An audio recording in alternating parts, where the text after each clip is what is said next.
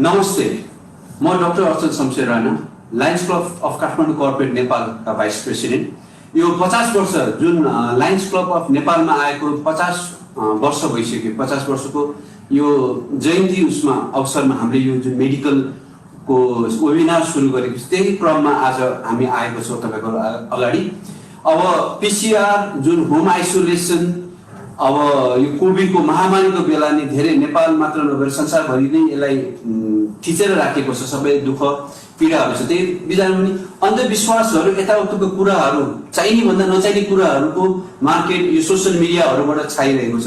त्यही कुराहरूलाई अलिकति सन्तुलन राखेर हाम्रो विशेषज्ञहरूबाट यो के कस्तो रहेछ त, पिसिआर भनेको के हो, यो होम आइसोलेसन भनेको के हो, मास्कको युज, यो सेनिटाइजर, ह्यान्ड वास भनेको के कस्तो हो, त्यो कुराहरूको चाहिँ हामी तपाईँहरूको आज अगाडि प्रस्तुत गर्दैछौँ। जस्तै Lions club of Kathmandu corporate Nepal, जुन यो लायन्स क्लब जुन नेपालमा लायन्स आएको 50 वर्ष भइसक्यो। तपाईँहरूको अगाडि सेवा गर्न पाएको 50 वर्ष भइसक्यो। अझै यो अवसर हामी अझै गर्दैछौँ तपाईँहरूकै सेवाको लागि, लायन्सको लागि मात्र नभएर पुरा नेपालवासीहरूको लागि नै भनेर यो प्रोग्राम लायन्सले लिएर आएको हो। साथै मार्क इन्टरनेसनल किडनी सेन्टरको सहकार्यमा यो सेवा सुरु भइरहेछ। त्यही त आज हामी तपाईँहरूको सामु 3 जना वरिष्ठ विशेषज्ञहरू ल्याउने बाचा गरेको थियो, तर आज भाग्यवश एकजनालाई चाहिँ उहाँ कोभिड अहिलेको कोरोनाको महामारीले गरेर उहाँ चाहिँ अहिले आइसोलेसनमा बस्नु भएको छ। त्यस्तै हामी त्यही पनि हाम्रो डाक्टर राजेश यादव, उहाँ चाहिँ पाटन हस्पिटलको चाहिँ पर्मोलोजिस्ट भन्ने उहाँको चाहिँ आज आउन सकेन। त्यस्तै हामीसँग हुनुहुन्छ वीर हस्पिटलका वरिष्ठ हेमाटोलोजिस्ट हाम्रो डाक्टर नीरज कुमार सिंह, साथै डाक्टर निलम ठाकुरजी। उहाँ अब तपाईँहरूलाई थाहा छैन, क्लिनिकल जेनेटिक्स भने त कति मान्छेलाई थाहा पनि छैन। उहाँ चाहिँ अब उहाँलाई सजिलो वेमा भन्दा चाहिँ हाम्रो यहाँ वीर हस्पिटलमा पिसिआर टेस्टिङ, जुन अहिले कोरोनाको पिसिआर टेस्टिङ हो, उहाँ चाहिँ सबैभन्दा त्यहाँको मेन मान्छे या उहाँकै अन्डरमा सबै कुराहरू वीर हस्पिटलमा चाहिँ यो पिसिआर जाँचहरू गरिरहेछ। त्यस्तै प्लिज तपाईँहरू दुईजनालाई आज स्वागत गर्दछु। हस्, धन्यवाद। नमस्ते, प्लिज आफ्नो इन्ट्रोडक्सन दिनु सर। म डाक्टर नीरज कुमार सिंह, हेमाटोलोजिस्ट, रक्तरोग तथा रक्त क्यान्सर विशेषज्ञ। म वीर हस्पिटलमा एज अ हेमाटोलोजिस्ट कार्यरत छु।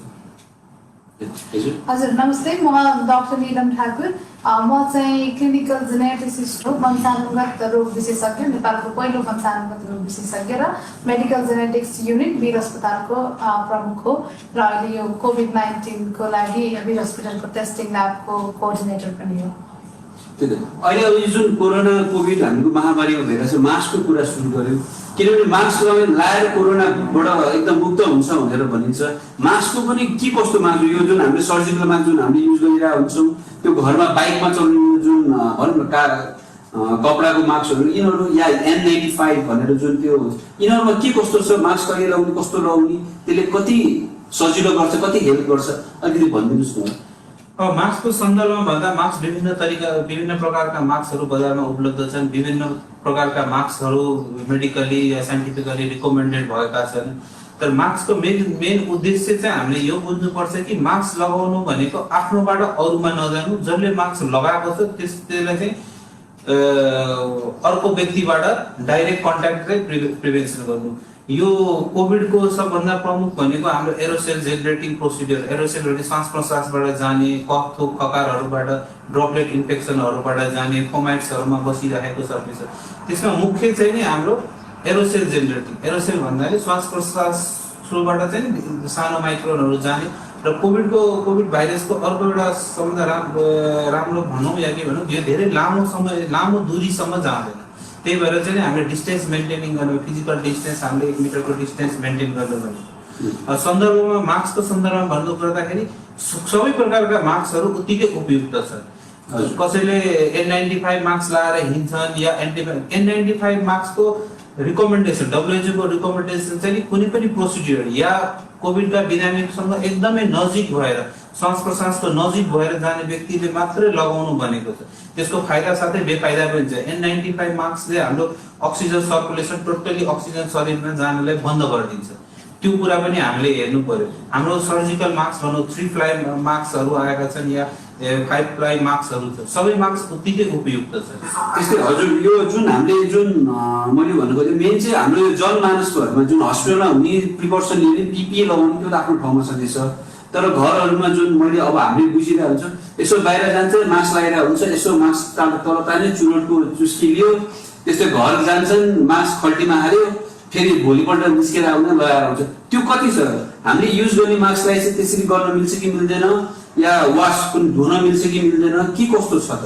अब मास्कमा सबभन्दा उपयुक्त भनेको वासेबल मास्कहरूको चाहिँ धुन मिल्ने कपडाका 3 प्लाईका मास्कहरू, सानो माइक्रोन भएका मास्कहरू मिल्छन्, जसलाई धोएर मजाले घाममा सुकाउन सकिन्छ। हामीले घाममा सुकायो भने भाइरस डिकन्टामिनेट हुन्छ, धेरैसम्म भाइरस सबै सर्जिकल मास्कहरू, कुनै सर्जिकल मास्कहरू पनि वासेबल मास्कहरू आउँछ। हामीले मजाले पानीमा धोयो, घाममा सुकायो, त्यो सबभन्दा मेन कुरा। हाम्रो एउटा नराम्रो बानी भनौँ या यो धेरै नै नराम्रो बानी भनौँ, हामी मास्क लगाउँछौँ, खोल्छौँ, हातमा राख्छौँ, पकेटमा राख्छौँ, फेरि त्यही मास्क लगाउँछौँ। त्यो भनेको एकदमै अनुपयुक्त तरिका हो, किनभने त्यो मास्कले भाइरस मात्रै गर्दैन, त्यो मास्कसँग अरू धेरै कुरासँग संक्रमण भइरहेको हुन्छ। कन्टामिनेसन जसलाई हामीले भन्छौँ, कन्टामिनेसन हुन्छ। हाम्रो पकेटमा राख्यो, हातमा राख्यो या टेबलमा राख्यो, यसो राख्यो, यो सबै कन्टामिनेसन छ। त्यो भाइरस मात्रै होइन, अरू कुरा पनि सँगै गइरहेको हुन्छ। त्यस्तै मास्क लगायो भने म्याक्सिमम कुराहरू हामीले हेल्प गर्न सक्छ, यो कोभिडबाट बचाउन सकिन्छ। त्यस्तै मास्क साथसाथै अब सेनिटाइजर र ह्यान्ड वासिङको पनि धेरै कुरा भएको छ यसमा। अब यसमा चाहिँ म्याम सेनिटाइजरले सेनिटाइज गर्दैमा कति हेल्पफुल हुन्छ, सेनिटाइज पनि कसरी गर्ने त? यहाँ त मान्छे यसो लगाए यसो गरेर सिक्दियो, त्यो सेनिटाइज पनि आफ्नो प्रक्रिया छ, यसको बारेमा पनि भनिदिनुहोस्। हजुर, अब यस्तो हुन्छ कि सेनिटाइजर अहिले एकदमै धेरै सेनिटाइजर लाग्ने बित्तिकै सबै गयो भन्ने खालको एकदमै धेरै छ। खास त हामीले सोच्नुपर्ने कुरा के हो भने ह्यान्ड वासिङ नै हो, प्राइम टेक्निक भने ह्यान्ड वासिङ हो। ह्यान्ड वासिङ जतिको राम्रो सेनिटाइजर कहिले पनि हुँदैन, तर सम्भव छैन तपाईँले एकदमै हात धोइराख्ने सम्भव छैन, त्यो भएर सेनिटाइजर लाउँछ। तर सेनिटाइजर लाउने बित्तिकै त्यो सेनिटाइजर हातमा यसरी दलेर आउँदैन, त्यसको पनि फुल ह्यान्ड कसरी तपाईँले कभर गर्नुहुन्छ।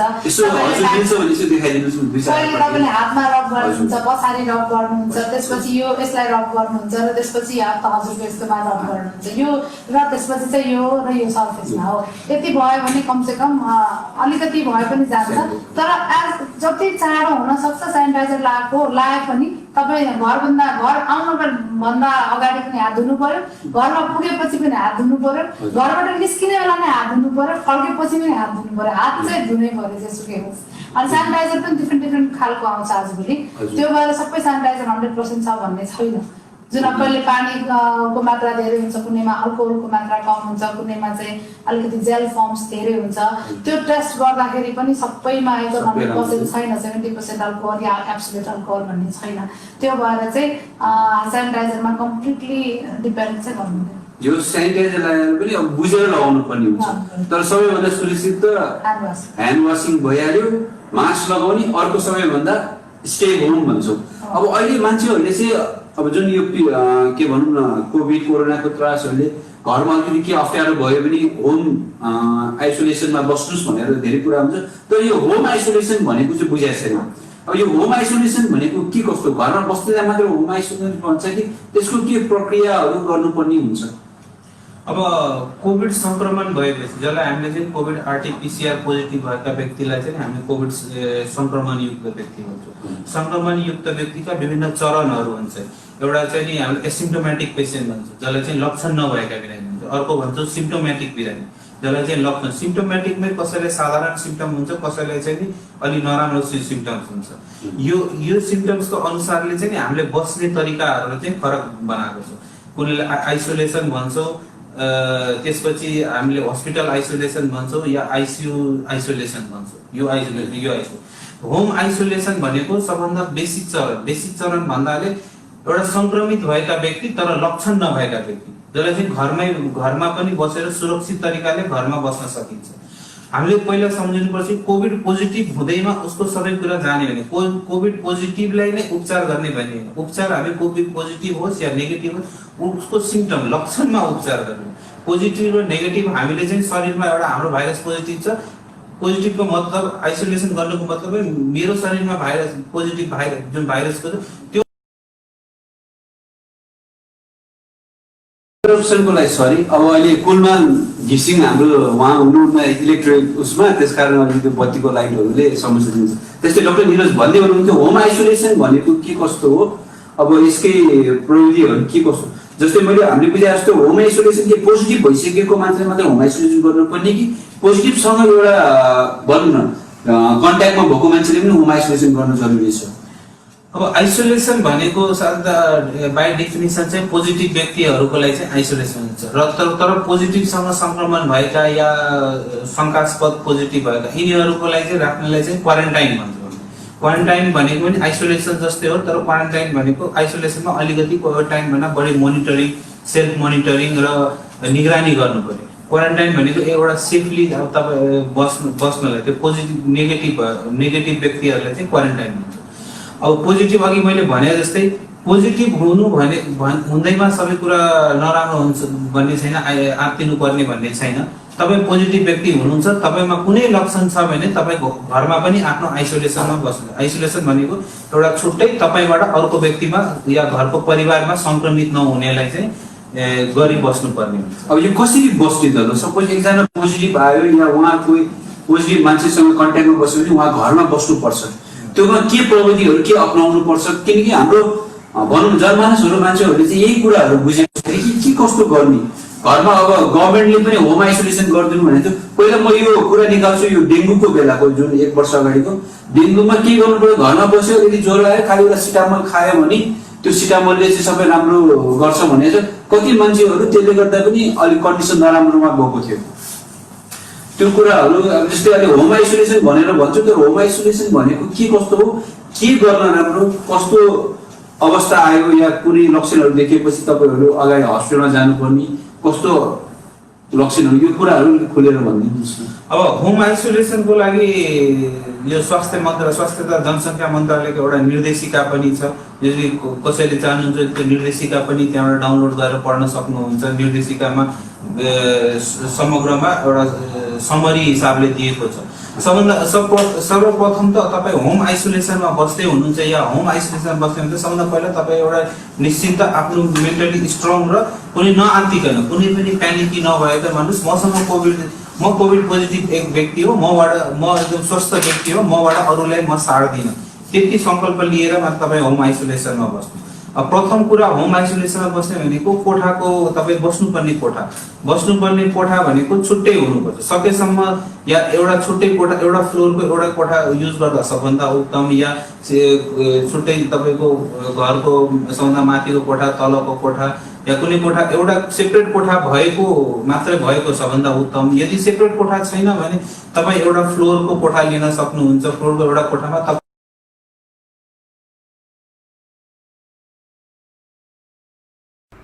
सरी टेक्निकल यो डिफिकल्टिजहरूको लागि सरी। अब यस्तै हो, अब त्यही पनि अब तपाईँहरूको सामु हाम्रो यो कोरोनाको अहिले महामारी भन्दा त यो महामारी अलिक कम, तर अब के कस्तो हो अब भनिहाल्नु। होम आइसोलेसनको कुरा गर्दै थियौँ, सबैभन्दा अब प्रकाश पर्ने के अरे रुममा बस्नु पर्यो, हावाहरू आउने रुममा बस्नु पर्यो।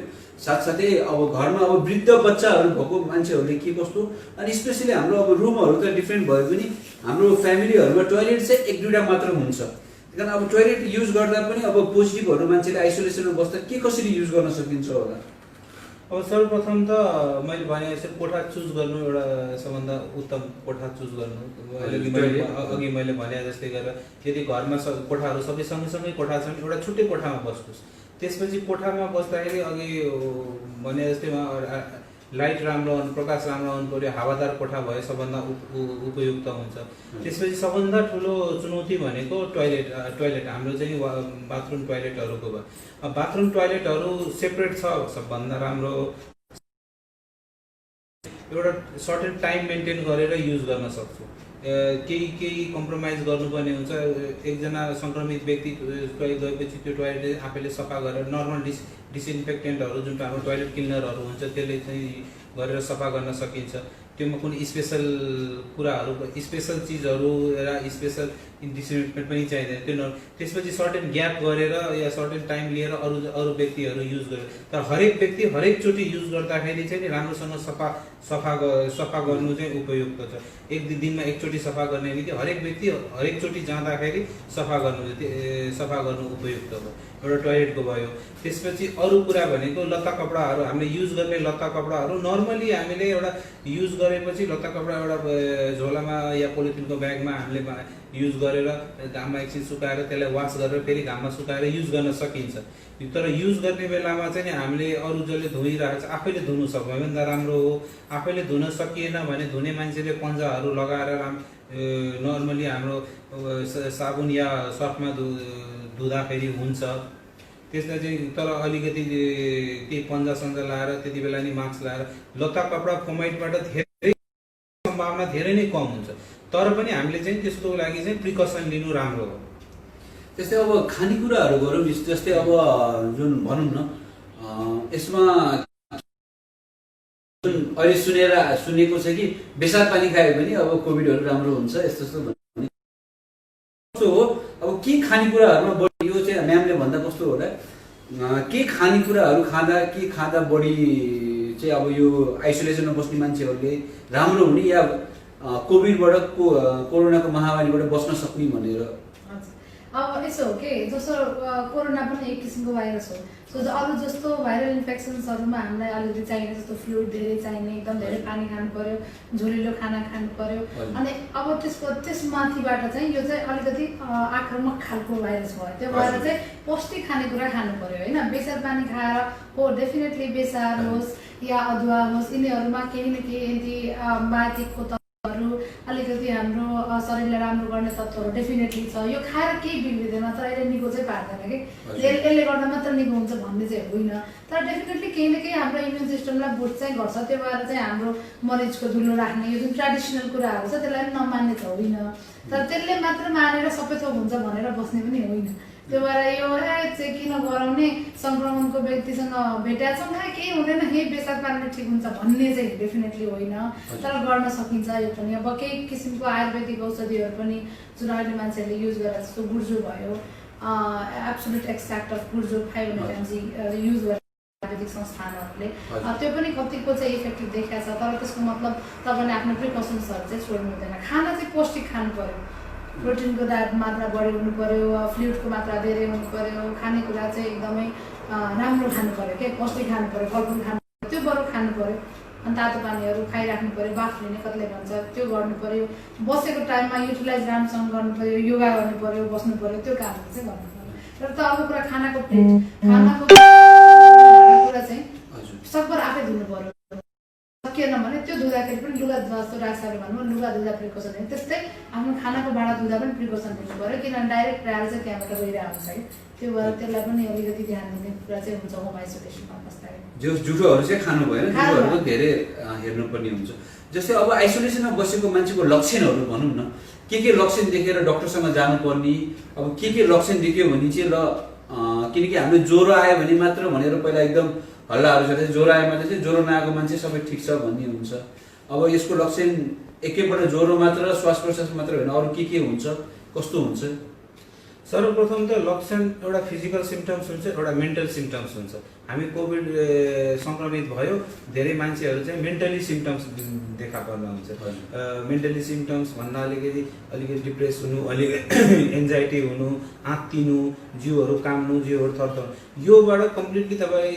पहिला सर्वप्रथम सोच्नु पर्यो कि म एक स्वस्थ व्यक्ति छु मलाई कोभिडबाट म डराउँदिनँ त्यो आत्मविश्वास आफूमा राख्नु पर्यो आत्मविश्वास भएपछि केही कुराहरू चाहिँ नि रेगुलर मोनिटरिङ जसलाई सेल्फ मोनिटरिङ सेल्फ केयर पनि भन्न सक्छु कोभिड पनि एक भाइरस भए जस्तै भाइरसका सिम्टम्सहरू कमन सिम्टम्सहरू भाइरसका हुन्छ त्यसपछि कोभिड स्पेसिफिक सिम्टम्सहरू हुन्छ त्यो दुइटै सिम्टम्स चाहिँ हामीले हेर्नु पर्यो कमन भाइरल सिम्टम्सहरू जस्तै हामीलाई फिभर ज्वरो आउनु रुगाखोकी लाग्नु श्वास प्रश्वासमा अलिकति दम बढ्नु या श्वास प्रश्वास बढ्नु सास फेर्न अलिकति अप्ठ्यारो पर्ने जस्तो हुनु घाँटी अपर रेस्पिरेटरी इन्फेक्सन जस्तो घाँटीमा जस्तै रुगा लाग्नु घाँटी दुख्नु घाँटी फुल्नु खाना निल्न अलि समस्या आउनु या डायरिया आउनु यो चाहिँ कमन भाइरल सिम्पटम्स हो। यो सिम्पटम चाहिँ सबै भाइरसमा हुन्छ, कोभिडमा पनि त्यही सिम्पटम छ। त्यसपछि चाहिँ कोभिड स्पेसिफिक सिम्पटम्सहरू भनेर पार्टिकुलरली व्यक्ति पछि फरक हुन्छ, तर कमन सिम्पटम्सहरू जस्तै एकदमै जिउ दुख्नु, एकदमै थाक्नु, श्वास प्रश्वास चाँडै नै के भन्छ नि हाम्रो दम बढ्नु, किनभने कोभिड ऱ्यापिड डिटोरेटिङ हुन्छ। यदि डिटोरेटिङ भयो भने यो कुरा चाहिँ नि हामीले ख्याल गर्नुपर्छ। आइसोलेसनमा बस्दाखेरि हामी जति ड्युरेसनमा कमनली हामीले 2 हप्ता 14 दिन भन्छौँ हामी आइसोलेसन, 14 दिनमा प्रत्येक दिन आफ्नो ज्वरो नाप्नु, प्रत्येक दिन के भन्छ नि आफ्नो खाना पचिरहेछ कि छैन त्यो एउटा हेर्नु, डायरिया भएको छ कि छैन भनेर हेर्नु, श्वास प्रश्वासमा कतिको फरक भएको छ हेर्नु, अझ कसैले अक्सिजन पल्स अक्सिमेट्री या अक्सिजन राख्न सकिन्छ भने त्यो म्यान्डेटरी छैन कि राख्नै पर्छ भनेर यदि राख्न सकियो भने राम्रो हो। यो सिम्पटम्स भयो, यस्तो लक्षण भयो, कुनै पनि लक्षण भयो भने तुरुन्तै तपाईँले सम्बन्धित तपाईँका फोकल डक्टर जो हुन्छ या फोकल केन्द्र हुन्छ तुरुन्तै सम्पर्क गरेर राख्नु पर्यो। हुन्छ जे होस् यसो अब जुन पोजिटिभ भन्छ पिसिआर, अब अहिले अरू कुरा गर्दा चाहिँ पिसिआरको कुरा गरौँ। जो पनि पिसिआर गरौँ, पिसिआर भनेर सुनिन्छ, पिसिआर गरेर पोजिटिभ आयो भने भनौँ न सबै जनमानसहरूले पुरा जनताबाट एकदम हेपिएको भनिन्छ। पिसिआर नेगेटिभ आयो भने चाहिँ सुपरम्यान जस्तो केही नहुने जस्तो कुरा हुन्छ। अब यो पिसिआरको बारे सबै मान्छेले पिसिआर गर्नै पर्छ र कि गर्नु पनि कुन मान्छेले, स्पेसली मैले चाहिँ अब यो जनमानस जुन हाम्रो मेडिकली हस्पिटलको मान्छेहरूको कुरा बाहेक जुन भनौँ न जनताहरू बाहिरको मान्छे जस्तै हाम्रो लायन्स क्लबका लायन्स मान्छेहरूले हेरिरहेछ, को मान्छेले गर्ने को मान्छेले नगर्ने, किन गर्ने, यसको बारे अलिकति खुलेर भनिदिनुहोस् म्याडम। अब अहिले त्यस्तो हो कि अहिले हुन त मलाई एकदम खुसी लागिरहेछ क्या। केही वर्ष अगाडि मैले पिसिआर सबैलाई बुझाउनु पर्थ्यो, पिसिआर प्लिज देशमा ल्याउनु। अहिले चाहिँ सबैले पिसिआर भनेर बुझिसक्यो होइन। पिसिआर भनेको एउटा टेक्निक हो, पोलिमरेज चेन रियाक्सन भन्छौँ। यो चाहिँ एउटा ल्याबोरेटरीको टेक्निक हो जसले चाहिँ तपाईँको हाम्रो रगतदेखि लिएर अरू सानो सानो सूक्ष्म कोषहरूमा पनि के चाहिँ छ भनेर बुझाउँछ है।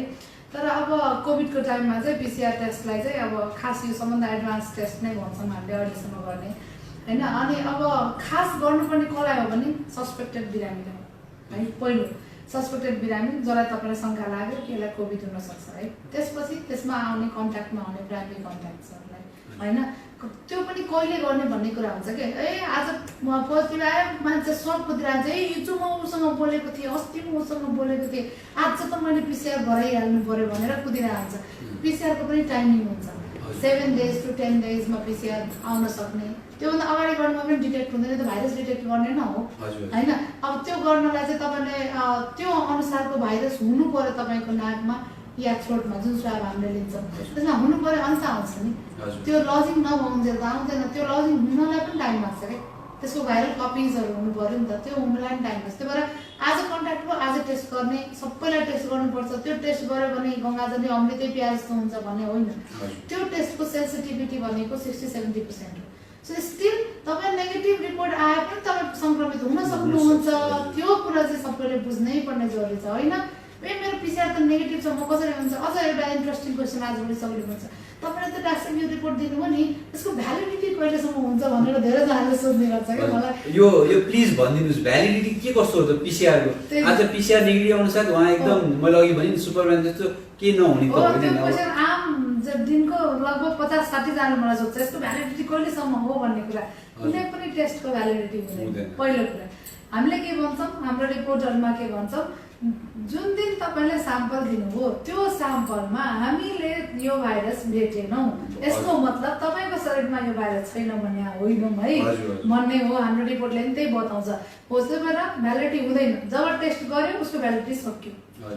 भनेपछि आज नेगेटिभ आयो भने भोलि के 1 घन्टापछि पनि पोजिटिभ आउन सक्छ। एक घन्टा त नभनौँ तर हुन सक्छ यो लेभलमा। किनभने यो जुन नाकमा लिन्छौँ र थ्रोटमा मात्र लिन्छौँ नि त, यसमा पनि त नआएको देखेको हुन सक्छ नि होइन। हामीले भनेको 70 to 80% मात्र यसको 60-70% जेनरली, त्योभन्दा पनि धेरै छैन। त्यसैले अब यो त किटमा डिपेन्ड गर्छ, स्याम्पल कसरी लियो त्यसमा डिपेन्ड गर्छ, राम्रो आयो कि आएन। हामीले तपाईँलाई अरू जस्तै हामीलाई पनि थाहा छ नि ब्रोन्कियो एल्भियोलार भाइरसको अब सेन्सिटिभिटी हाई छ, तर हामीले त नासोफेरेन्जियल लिन्छौँ, थ्रोट लिन्छौँ, स्पुटम लिँदैन होइन, त्यसमा कति पायो त्यसमा डिपेन्ड गर्छ, यो रगतको जाँच होइन। त्यही भएर भ्यालिडिटी भन्ने कुरै हुँदैन। पिसिआर गर्नुभयो हो ठिक छ, नेगेटिभ छ ठिक छ, तर भोलि पोजिटिभ हुँदैन भन्ने चाहिँ होइन, नसोचे हुन्छ आनन्दले। जसको नेगेटिभ छ नि at that moment of time पनि त्यो मान्छे पोजिटिभ चाहिँ हुनसक्छ। 10 जनामा 7 जनाको चाहिँ प्योर नेगेटिभ, 3 जनाको चाहिँ पोजिटिभ हुन सक्छ भनेपछि त्यो पनि हुन सक्छ।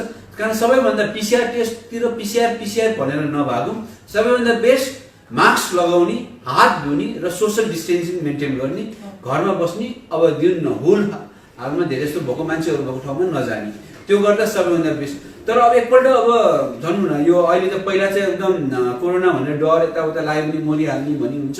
तपाईँलाई यो के कुरा भनिदिउँ कि 0.3% हो मोर्टालिटी रेट भनेको एकदम कम। जुन डेङ्गुले यो 1 वर्ष अगाडि जुन डेङ्गुले महामारी ल्याएर जतिजना मान्छे मर्नु भएको थियो त्यसको 10 गुणा कम यसले गरेको छ। कारण खासै के अरे कोरोना लाग्न साथ मरिहाल्छ भन्ने पनि होइन, सतर्क चाहिँ एकदम बसेर यो चाँडो सर्ने भएको भएर चाहिँ आफू चाहिँ एकदम सतर्कता बस्नु हुने। अब अहिले त झन् ट्रिटमेन्टहरू पनि धेरै आइसकेका छ। अघि म्यामले भने जस्तै आयुर्वेदिकदेखि लिएर प्लाज्मा, अहिलेको सबैतिर प्लाज्माको कुरा सुनेको छ। यसमा चाहिँ यो प्लाज्माको चाहिँ के कस्तो ट्रिटमेन्ट हो यसको बारे भनिदिनुहोस् डाक्टर निरज। अब प्लाज्मा हामीले भनेको एक तरिकाको प्यासिभ भ्याक्सिनेसन हो। प्यासिभ भ्याक्सिनेसन जस्तै अहिले हामी संसारभरि भ्याक्सिन भन्छ। भ्याक्सिनले कोरोना निको बनाउँछ भनेर अहिलेसम्म प्रमाणित पनि भएको छैन, र भ्याक्सिन लगाउँदैमा म कोरोनासँग पुरा बच्छु भन्ने पनि छैन। त्यही भ्याक्सिनको एउटा प्रकार हामीले एक्टिभ भ्याक्सिनेसन भन्छौँ र प्यासिभ भ्याक्सिनेसन भन्छौँ। यो कन्भलेसेन्ट प्लाज्मा थेरापी भनी एक तरिकाको प्यासिभ भ्याक्सिनेसन हो। प्यासिभ भ्याक्सिनेसन किन भनिन्छ भने एकजना कोरोना सङ्क्रमित व्यक्ति भएपछि हाम्रो शरीरको इम्युनिटी सिस्टमले त्यो भाइरसको अगेन्स्टमा एक तरिकाको इम्युनोग्लोबिन बनाउँछ, जसलाई हामीले एन्टिबडी भन्छौँ। त्यो एन्टिबडीले त्यो भाइरससँग लगेर भाइरसलाई चाहिँ कम गराएर चाँडै नै निको बनाउँछ। सोही एन्टिबडी चाहिँ हाम्रो प्लाज्मामा हुन्छ। प्लाज्माको काम भनेको शरीरको हरेक चिजलाई एक ठाउँबाट अर्को ठाउँमा एउटा ट्रान्सपोर्ट सिस्टम जस्तै भनेको। त्यही भएर एन्टिबडी चाहिँ प्लाज्मामा जम्मा भएर शरीरको विभिन्न भागमा घुम्छ। त्यही हामीले ब्लड डोनेसन या ब्लड तरिकाबाट एउटा प्लाज्मा निकाल्छौँ। त्यो प्लाज्मा निकाल्ने भनेको त्योसँग भएको एन्टिबडी निकाल्छौँ। त्यो एन्टिबडी चाहिँ नि हामीले अरू सङ्क्रमित व्यक्तिमा दिन्छौँ। सङ्क्रमित व्यक्तिमा दियो भने त्यो भाइरसको अगेन्स्टमा एक तरिकाको हामीले भ्याक्सिनेसन दिइरहेको छौँ। त्यो एन्टिबडीले त्यो शरीरमा भएको भाइरससँग लड्छ र त्यो भाइरसलाई चाहिँ रेप्लिकेसन भने एकबाट 2 2बाट 4 हुने जुन प्रक्रिया हुन्छ त्यसलाई चाहिँ दबाएर चाँडै नै भाइरस चाहिँ शरीरबाट दबाएर भाइरस चाहिँ क्लियर गर्छ। कुनै पनि भाइरस इन्फेक्सनको एउटा इन्क्युबेसन पिरियड हुन्छ, एउटा कन्भलेसेन्ट पिरियड हुन्छ। त्यो पिरियडमा भाइरस बढ्छ, त्यसपछि बढेको इम्युनिटीले गर्दाखेरि भाइरस आफै आउँछ। आजसम्म कुनै पनि प्रकारको भाइरसको डेफिनेटिभ ट्रिटमेन्ट आएको छैन। सो अहिले यही कन्टेक्स्टमा चाहिँ नि विभिन्न ट्रायलहरू, विभिन्न औषधिहरूको प्रयोग गर्यो। हामीले रेमडेसिभिरको पनि प्रयोग गर्यो, टोसिलिजुमेब मोनोक्लोनल एन्टिबडी प्रयोग गर्यो, हाइड्रोक्सिक्लोरोक्विन प्रयोग गर्यो, साथै स्टेरोइडहरू जसले डेक्सामेथासोन प्रयोग। त्यो सबैमा उत्तम विकल्प भनेको एउटा कन्भलेसेन्ट प्लाज्मा थेरापी देखाएको छ। अस्ति भर्खर हाम्रो चाहिँ युएसमा चाहिँ नि डाटा सबभन्दा मेजर डाटा पब्लिस भएको, मोर देन 3500 पेसेन्टमा प्लाज्मा 35,000 पेसेन्टमा चाहिँ प्लाज्मा युज भएर ओभरअल उसले चाहिँ नि 23 देखि 30% चाहिँ नि मृत्यु दर घटाएको छ, मोर्टालिटी घटाएको छ भनेर देखाइएको छ। त्यो पनि धेरै राम्रो। त्यस्तै अघि एन्टिभाइरलको कुरा गरिहाल्नुभयो।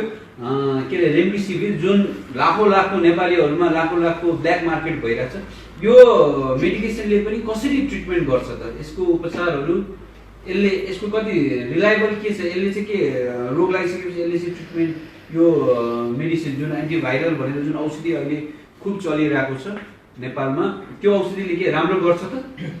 अब कोभिड सङ्क्रमण लागेपछि 2 तरिकाले यसको असर देखिन्छ। एउटा चाहिँ भाइरस बढ्दै जान्छ, जसलाई हामीले भाइरस रेप्लिकेसन भन्छौँ। जति भाइरस बढ्दै गयो भाइरसले कम्प्लिकेसन निम्ति आउने गर्छ।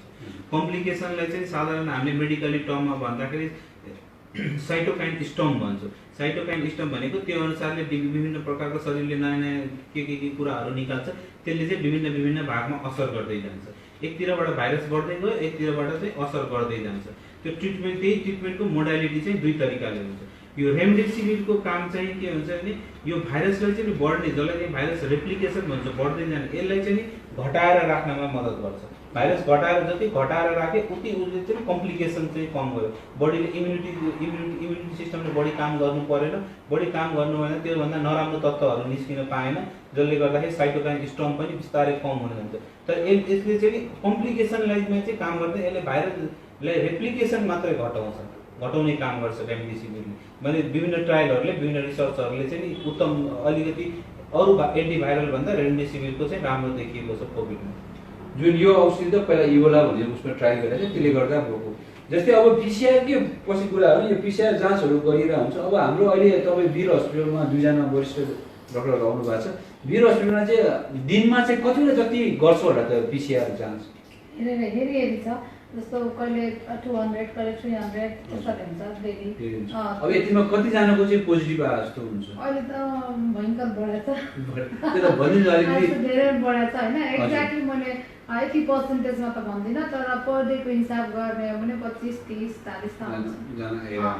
अनि यो म्याक्सिमम स्याम्पलहरू काठमाडौँभित्रको मात्र हुन्छ कि बाहिरबाट पनि आउँछ? बाहिरबाट आउँदैन, हाम्रो सबै क्लिनिकल स्याम्पल्स हुन्छ, हामी कम्युनिटी स्याम्पल्सहरू धेरै आउँदैन। केही आउँछ, कहिलेकाहीँ चाहिँ आइरहेको हुन्छ, तर जेनरली चाहिँ हामी सबै पेसेन्टहरू नै हुन्छ, प्राइमेरी कन्ट्याक्ट नै हुन्छ। हाम्रो ल्याबले चाहिँ गर्ने भनेको क्लिनिकल स्याम्पल्स मात्रै ह्यान्डल गर्छ। त्यस्तै अब कम्युनिटीतिर कुरा गरेको, कम्युनिटीमा अब डेफिनेटली अब सबैलाई थाहा पुगिसकेको छ कि अब कोरोना कम्युनिटीमा छिरिसकेको छ। अब यसबाट बस्ने कसरी हो त, कसरी बस्ने यसबाट? अब किनभने अब कोरोना एकपल्ट राम्रोसँग ओभर भइसक्यो, राम्रो भइसकेपछि त्यसपछि अब लाइफ जिउनुभन्दा अब कोरोना सँगसँगै जानुपर्ने छ। अब यो लकडाउन भनेको मात्र एउटा विकल्प होइन, विकल्प हामीले खोज्नै पर्छ। अब यो के अरे यो कम्युनिटी ट्रान्समिसनमा कसरी यसबाट बस्ने, अब के गर्दा राम्रो?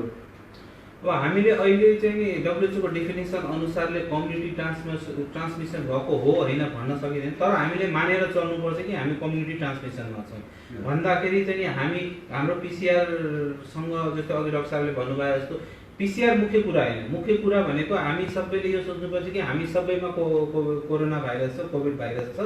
हामी आफ्नो भाइरस आफ्नैसँग राख्ने, आफ्नै शरीरमा राखेर आफ्नै शरीरमा नष्ट गर्ने, आफ्नो शरीरबाट म अर्कोमा जान दिँदैन। हरेक व्यक्तिले त्यति मात्रै सोच दियो भने चाहिँ यसको चेन अफ ट्रान्समिसन भन्छ।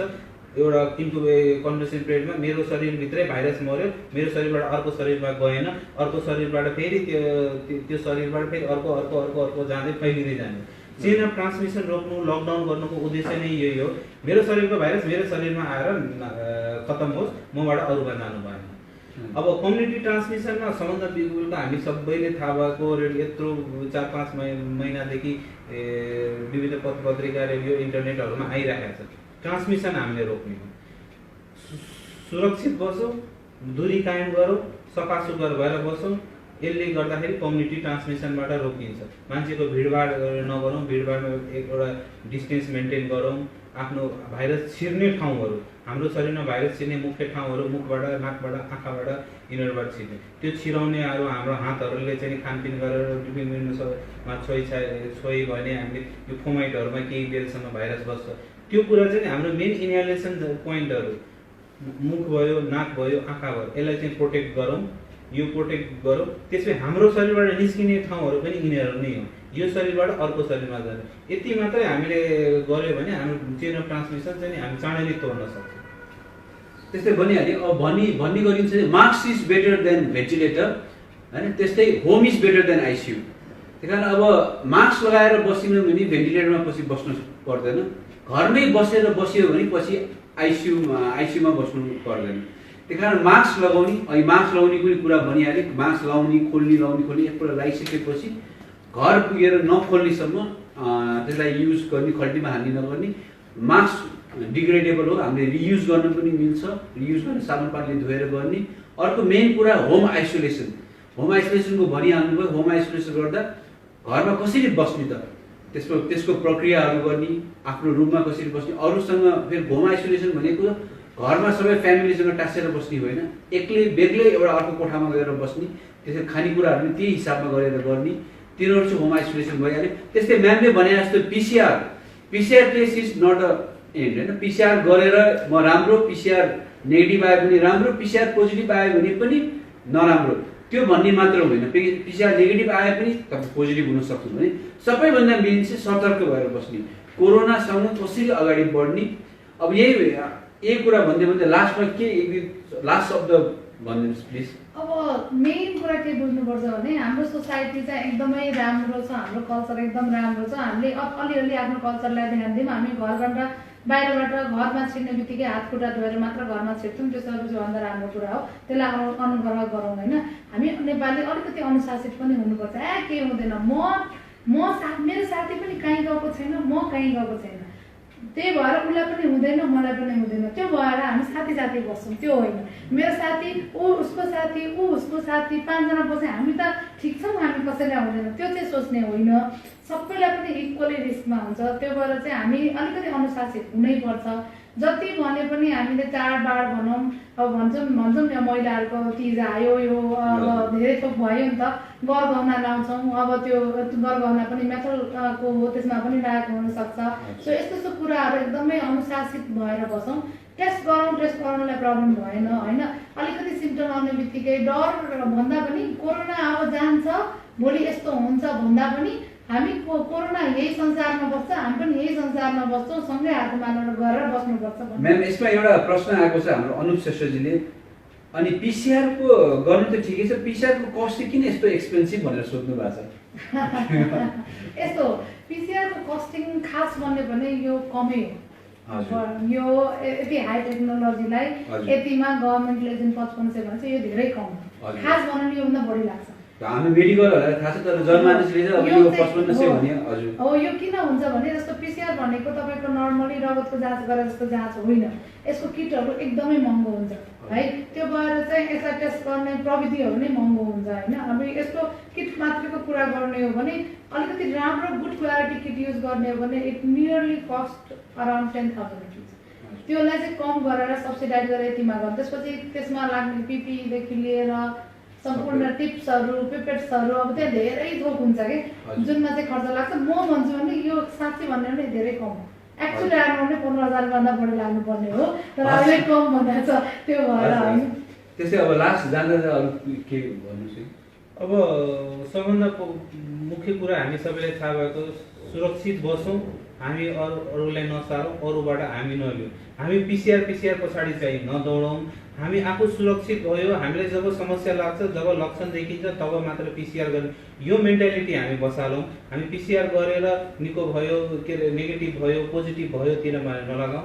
सुरक्षित बसौँ, एकले अर्काको दूरी मेन्टेन गरौँ, आफ्नो सबै काम नर्मली गरौँ, कोरोनासँग अहिले नडराउँ।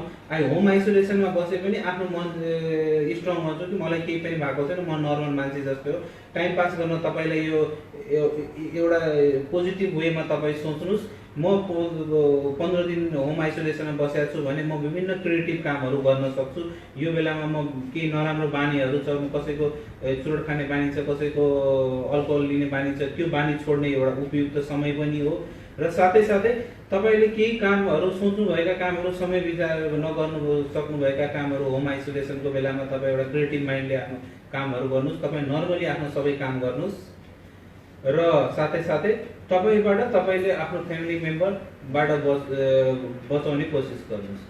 सुरक्षित बसौँ, यो हेल्थ सप्लाई नगरौँ र के भन्छ नि पिसिआरको पछाडि नगरौँ, पिसिआर पछाडि नबसौँ। र सबभन्दा मुख्य कुरा हामी सँगै उहाँ डाक्टर साहबले भने जस्तै हामी पनि कोरोना सँगै जिन्दगी, कोरोना पनि बाँच्छन्, हामी पनि बाँच्छौँ। Lions club of Kathmandu corporate नेपालको र मार्क इन्टरनेसनल किडनी सेन्टरको सहकार्यमा सुरु भएको यो कार्यक्रम तपाईँको आइएम सो सरी बिचमा यही अब भनौँ न टेक्निकल डिफिकल्टिजले गर्दा बाधा अडचनहरू आइहाल्छ। त्यही बावजुद पनि आजको विशेष कार्यक्रम, किनकि अहिले कोरोनाको महामारीको बेला यसको कारणले गर्दा चाहिँ हेर्नुपर्ने भएको भएर यो एकदम इम्पोर्टेन्ट टपिक भएर पनि यसको मेन कन्टेन्टतिर जाउँ। अब यो टेक्निकल सपोर्टहरू अब मैले अघि भने कुलमान घिसिङजी प्लिज वी निड यु। त्यही भएर यही कुराहरू भन्दै अब अर्को एउटा प्रश्न पनि हामी आउँछ होला, तर ठिकै छ। त्यो कुरा गर्दै अब लायन्स क्लब सबै लायन्स नेपालको पुरा लायन्सहरूको उसलाई र स्पेसिफिकली हाम्रो डाक्टर निरज र डाक्टर निलमलाई थ्याङ्क यू भन्दै आजको प्रोग्राम यतिकै कम गर्छु। Thank you. धन्यवाद।